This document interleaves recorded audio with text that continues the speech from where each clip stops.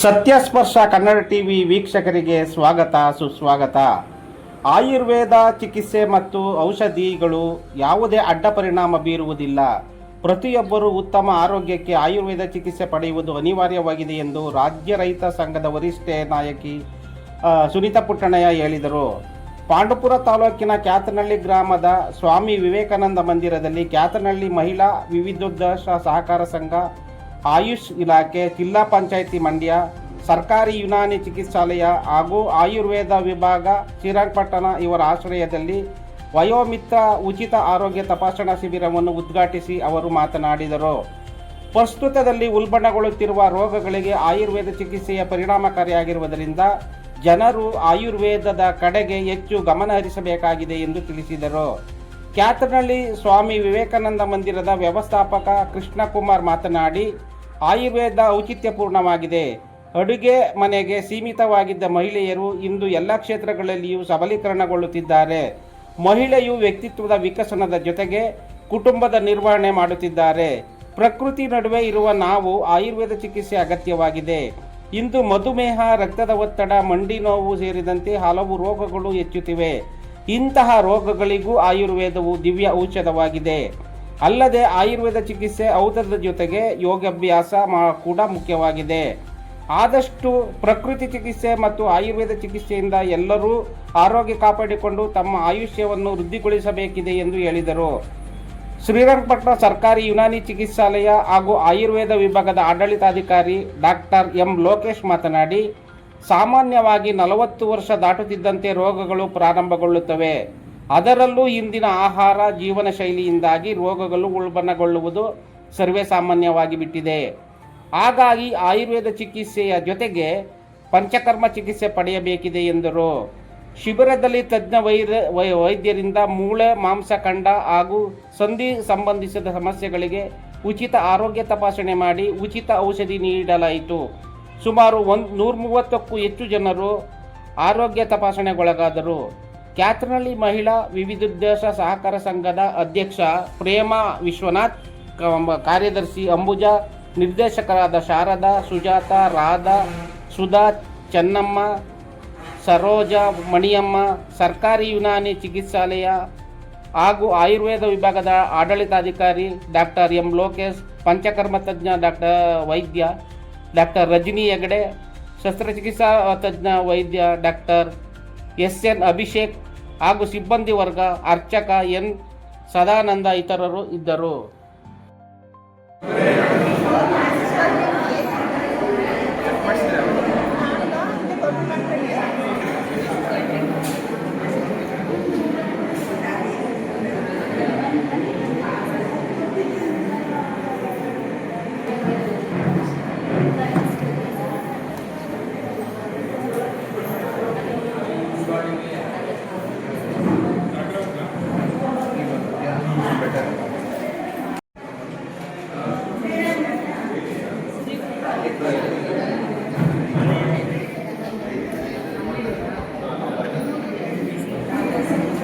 ಆರೋಗ್ಯ ಸಮಸ್ಯೆಗೆ ಯಾವ ರೀತಿಯಾಗಿ ಬೇಗ ಆಗುತ್ತೆ ಅದನ್ನು ನೀವು ಉಪಯೋಗಿಸ್ಕೋಬೇಕು. ಅದರಿಂದ ನೀವು ಇನ್ನೂ ಹೆಚ್ಚಿನ ಸಂಖ್ಯೆಯಲ್ಲಿ ಎಲ್ಲರೂ ಹೇಳಿ, ಸಂಜೆ 2 ಗಂಟೆವರೆಗೂ ಸಮಯಾವಕಾಶ ಇರ್ತದೆ. ಎಲ್ಲರಿಗೂ ಫೋನ್ ಮಾಡ್ತಾ ಇದ್ದು ಇದನ್ನು ಉಪಯೋಗವನ್ನು ನೀವು ಪಡ್ಕೋಬೇಕು ಅಂತೇಳಿ ನಾನು ನಿಮ್ಮಲ್ಲಿ ಕೇಳ್ಕೊಳ್ತೀನಿ. ಜೊತೆಗೆ ಈ ಕಾರ್ಯಕ್ರಮಕ್ಕೆ ಬಂದಿರುವಂಥ ಎಲ್ಲ ವೈದ್ಯರಿಗೂ ಕೂಡ ನಾನು ಕರ್ನಾಟಕ ರಾಜ್ಯ ಸಂಘದ ಪರವಾಗಿ ಧನ್ಯವಾದ ಮತ್ತು ನಮ್ಮ ಪರವಾಗಿ ಕೂಡ ಅವರಿಗೆ ಅಭಿನಂದನೆಯನ್ನು ಸಲ್ಲಿಸಿ ಮಾತಾಡಲು. ಈ ಒಂದು ಕಾರ್ಯಕ್ರಮ ಬಹಳ ಔಚಿತ್ಯಪೂರ್ಣ. ಯಾಕೆ ಅಂದರೆ ಸಾಮಾನ್ಯವಾಗಿ ಮಹಿಳೆಯರು ಅಂದರೆ ಕೇವಲ ನಮ್ಮ ಹಳ್ಳಿಗಳಲ್ಲಿರುವಂಥದ್ದು ಅವರು ಅಡುಗೆ ಮನೆಗೆ ಮಾತ್ರ ಸೀಮಿತ ಅಂತ ಇದ್ರು. ಯಾವ ರೀತಿಯಲ್ಲಿ ಸಬಲೀಕರಣ ಆಗಿ ತನ್ಮೂಲಕ ಸ್ತ್ರೀಯರ ಒಂದು ವ್ಯಕ್ತಿತ್ವ ವಿಕಸನ ಆಗಬೇಕು. ಒಬ್ಬ ಮಹಿಳೆ ವಿಕಸನ ಅಂದರೆ ತನ್ಮೂಲಕ ಇಡೀ ಆ ಸಂಸಾರ ಉದ್ಧಾರ ಆಗುತ್ತೆ ಅನ್ನೋದಕ್ಕೆ ಹಲವು ರೀತಿ ಉದಾಹರಣೆ. ಆ ನಿಟ್ಟಿನಲ್ಲಿ ಈ ಒಂದು ಸಂಘಟನೆಯನ್ನು ಮಾಡಿಕೊಂಡು ತನ್ಮೂಲಕ ಈ ರೀತಿಯ ಒಂದು ಒಳ್ಳೊಳ್ಳೆ ಕಾರ್ಯಕ್ರಮಗಳನ್ನು ಮಾಡುವಂಥದ್ದು ಎಲ್ಲರ ಸಂಸಾರಗಳಿಗೂ ಮತ್ತು ಮನಸ್ಸಿಗೆ ಎಲ್ಲದಕ್ಕೂ ಒಳ್ಳೆಯದು. ಆ ನಿಟ್ಟಿನಲ್ಲಿ ಈ ಒಂದು ಏನು ಆಯುಷ್ ಸಂಸ್ಥೆಯನ್ನು ಜೋಡಣೆ ಮಾಡಿಕೊಂಡು ಈ ಒಂದು ಕಾರ್ಯಕ್ರಮ ಮಾಡ್ತಾ ಇದ್ದಾರೆ. ನಿಜವಾಗ್ಲೂ ಬಹಳ ಉಚಿತವಾದದ್ದು, ಉಚಿತದ ಜೊತೆಗೆ ಔಚಿತ್ಯಪೂರ್ಣವಾದದ್ದು. ಆ ದೃಷ್ಟಿಯಲ್ಲಿ ಸಾಮಾನ್ಯವಾಗಿ ನಾವು ನಮ್ಮ ದೇಶದ ಒಂದು ಹಿಂದಿನಿಂದ ಬಂದಂಥದ್ದು ಪ್ರಕೃತಿಯ ಜೊತೆಗೆ ಏನು ನಮ್ಮ ಆಯುರ್ವೇದ ಅನ್ನುವಂಥ ಚಿಕಿತ್ಸೆ ಇತ್ತು, ಅದು ನಿಜವಾಗಿಯೂ ಶಾಶ್ವತವಾದದ್ದು. ಈ ಮಧ್ಯದಲ್ಲಿ ಬಂದ್ಬಿಟ್ಟು ಏನು ಮಾಡೋದು, ನಮಗೆ ಎಲ್ಲವನ್ನೂ ಡಿಸ್ಟರ್ಬ್ ಮಾಡಿ ಹಾಳು ಮಾಡೋದು ಯಾರು ಇಂಗ್ಲೀಷ್ನವ್ರು ಬಂದು. ಹಾಗಾಗಿ ನಮ್ಮ ಒಂದು ಉದ್ದೇಶ ಶಾಶ್ವತವಾದ ಪರಿಹಾರ ಕಂಡುಕೊಳ್ಬೇಕು. ಉದಾಹರಣೆಗೆ ನಮ್ಮ ಸದಾಶಿವ ಅಂತ ಇದ್ದಾರೆ, ಅವ್ರಿಗೆ ಶುಗರ್ ಸ್ಟಾರ್ಟ್ ಆಯಿತು. ನಮ್ಮ ದೇವಸ್ಥಾನದ ಸ್ಟಾರ್ಟ್ ಆದಾಗ ಎಷ್ಟು ಒದ್ದಾಡ್ಬಿಟ್ರು ಅಂದರೆ ಅಷ್ಟಿಷ್ಟಲ್ಲ, ಅವ್ರ ಕಡೆಗೆ ತುಂಬ ಅವರ ಒಂದು ಇದಾಗೋಯ್ತು, ಆರೋಗ್ಯನೇ ಕಂಪ್ಲೀಟ್ ಕಡಿಮೆ ಆಗೋಯ್ತು. ತುಂಬ ಸಣ್ಣ ಕಡೆಗೆ ಅವರು ಮೊದಲು ಆರಂಭದಲ್ಲಿ ನಮ್ಮ ಇವ್ರು ಟ್ರೀಟ್ಮೆಂಟ್ ತಗೊಳ್ಳೇ ಇಲ್ಲ, ಯಾವುದನ್ನ ಅಲೋಪತಿ ತಗೊಳ್ತೇನೆ, ಆಯುರ್ವೇದಿಕ್ಕೂ ತಗೊಂಡಾಗ ಸ್ಟಾರ್ಟ್ ಮಾಡಿದ್ರು. ಸ್ಟಾರ್ಟ್ ಮಾಡೀಗ ಸಂಪೂರ್ಣ ನಿಲ್ಲಾಟ ಆರೋಗ್ಯವಾಗಿದೆ. ಒಂದು ಚೂರು ವ್ಯತ್ಯಾಸ ಅದಕ್ಕೆ ಆ ಡಾಕ್ಟರ್ ಹೇಳ್ಬಿಟ್ರು, ನಾವು ಹೇಳ್ದಂಗೆ 3 ತಿಂಗಳು ನೀವು ಚೆನ್ನಾಗಿ ನಡೆದ್ರಿ, ಅದ್ಭುತವಾದ ಒಂದು ಪರಿಣಾಮ ನೋಡಿ, ಎಲ್ಲ ಚೆನ್ನಾಗಿದೆ ಅಂದ್ಬಿಟ್ಟು ಅವ್ರು ತೋರಿಸಿದ್ದು ನಡೆದ ಘಟನೆ ಪ್ರಾಕ್ಟಿಕಲ್ ಆಗಿ ಹೇಳ್ತಾ ಇದ್ದೀನಿ. ಆ ದೃಷ್ಟಿಯಲ್ಲಿ ನಾವು ಒಂದು ಸರಿ ನೀವೇನಾದ್ರು ಶುಗರ್ ಕಂಪ್ಲೇಂಟ್ ಅಂತ ಒಂಚೂರು ಬಂತು ಅಂದರೆ ಆ ಮಾತೆ ಸ್ಟಾರ್ಟ್ ಮಾಡಿದ್ರೆ ಯಾವುದೇ ಕಾರಣಕ್ಕೂ ನಿಲ್ಸಲ್ಲ, ಅದು ಜನ್ಮ ಪೂರ್ತಿ ತಗೋಬೇಕು. ನನಗೆ ಇಲ್ಲೇ ಒಬ್ಬರು ಇದು ಡಾಕ್ಟ್ರು ಬಂದಿದ್ರು, ಯಾರು ನಮ್ಮ ಒಂದು ಫೈನಾನ್ಸ್ ಕಂಪ್ನಿಯವರು ಇದೇ ಸ್ಥಳದಲ್ಲಿ ಶಿಬಿರ ಮಾಡಿದ್ರು 3 ವರ್ಷದ ಹಿಂದೆ. ಮಾಡಿದಾಗ ನನಗೆ ಶುಗರ್ ಹತ್ರ ಇದೆ, ನಿಮಗೆ ಶುಗರ್ ಬಂದಿಲ್ಲ, ಹತ್ರ ಇದೆ, ನೀವು ತಗೋಬೇಕು, ಸ್ಟಾರ್ಟ್ ಮಾಡಿ ಅಂತ ಹೇಳಿ. ನಾನೇನ ಸ್ಟಾರ್ಟ್ ಮಾಡಿದ್ರೆ 3 ವರ್ಷದಿಂದ ಮಾತ್ರ ತಗೋಬೇಕು, ನಾನು ಮಾಡಿಲ್ಲ. ಯಾಕೆ? ಪ್ರತಿನಿತ್ಯ ನಾನು ಯೋಗಾಸನ ಮಾಡ್ತೀನಿ, ಜೊತೆಗೆ ಇಲ್ಲಿ ಆಯುರ್ವೇದಿಕನ್ನು ಮಾತ್ರ ಉಪಯೋಗಿಸಿ. ನನಗೂ ಕೂಡ ಮಂಡಿ ನೋವು, ಆಕ್ಸಿಡೆಂಟ್ ಆಗ್ಬಿಟ್ಟು ನನಗೆ ಮಂಡಿ ನೋವು ಬರ್ತಿರಲಿಲ್ಲ, ಆಕ್ಸಿಡೆಂಟ್ ಆಗಿ ಮಂಡಿ ನೋವು ಬಂತು. ಆ ಮಂಡಿ ನೋವಿಗೆ ಅಲೋಪತಿ, ಹೋಮಿಯೋಪತಿ ಇವು ನಾನು ಎಲ್ಲರೂ ಪ್ರಯತ್ನ ಮಾಡಿದೆ. ಕಡೆಗೆ ಆಯುರ್ವೇದಿಕ್ ಮಾತ್ರ ನನಗೆ ಪ್ರತಿನಿತ್ಯ ತಗೊಳ್ಳೇಬೇಕಾದ್ರು. ಒಂದು ರೀತಿ ಅಡಿಷನ್ ಆಗ್ಬಿಟ್ಟಿದ್ದೀನಿ ಅನಿಸ್ತಾ ಇದೆ ಈಗ ನನಗೆ. ಅದು ಪ್ರತಿನಿತ್ಯ ಸ್ವಲ್ಪ ಇವತ್ತೇನು ಯೋಗಾಸನ ಹೇಳ್ಕೊಟ್ರು, ದಯವಿಟ್ಟು ಎಲ್ಲರೂ ಹೆಂಗಸರು ಮನೇಲಿ ಮಾಡಿ.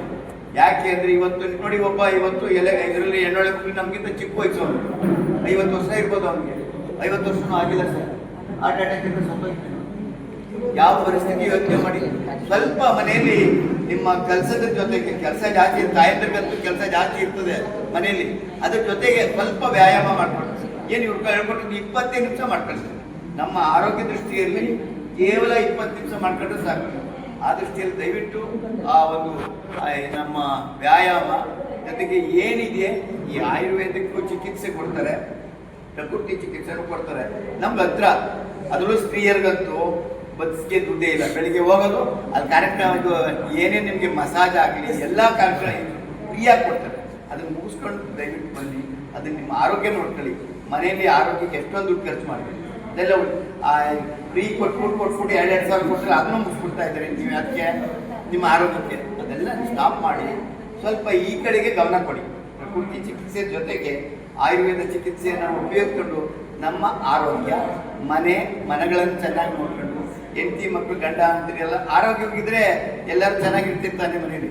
ಇಲ್ಲಾಂದರೆ ಹೆಂಡತಿಗೆ ಆರೋಗ್ಯ ಕೆಟ್ಟು ಅಂದರೆ ಗಂಡ ಹೇಳ್ತಾನೆ, ಗಂಡನಿಗೆ ಆರೋಗ್ಯ ಕೆಟ್ಟು ಅಂದರೆ ಹೆಂಡತಿ ಹೇಳ್ತಾನೆ. ಈ ಪರಿಸ್ಥಿತಿಯಲ್ಲಿ ಎಲ್ಲರಿಗೂ ಒದ್ದಾಟ ಆಗ್ತದೆ, ಇಡೀ ಸಂಸಾರದಲ್ಲಿ ಕಷ್ಟ ಆಗುತ್ತೆ.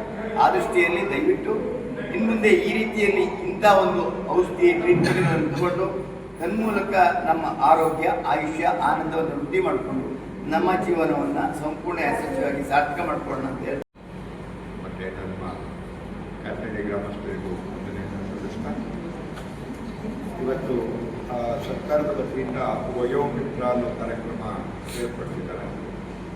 ವಯೋಮಿತ್ರ ಅಂದರೆ ನಿಮಗೆ ಹೆಸರು ಹೇಳುತ್ತೆ, ವಯಸ್ಸಾದ ಮೇಲೆ ಆಫ್ಟರ್ 40 ವರ್ಷ ಆದಮೇಲೆ ಬರತಕ್ಕಂಥ ಕೀಲು ಮೂಳೆ ರೋಗಗಳು ಇವಕ್ಕೆಲ್ಲ ಶಾಶ್ವತವಾಗಿ ಪರಿಹಾರವನ್ನು ತೆಗೆದುಕೊಳ್ಳುವಂಥದ್ದು ನಿಟ್ಟಿನಲ್ಲಿ ಆಯುರ್ವೇದ ಔಷಧಿಗಳು ಜೊತೆಗೆ ಪಂಚಕರ್ಮ ಚಿಕಿತ್ಸೆ, ನಮ್ಮಲ್ಲಿ ಪಂಚಕರ್ಮ ಚಿಕಿತ್ಸೆಯನ್ನು ಉಚಿತವಾಗಿ ಕೊಡ್ತೀವಿ.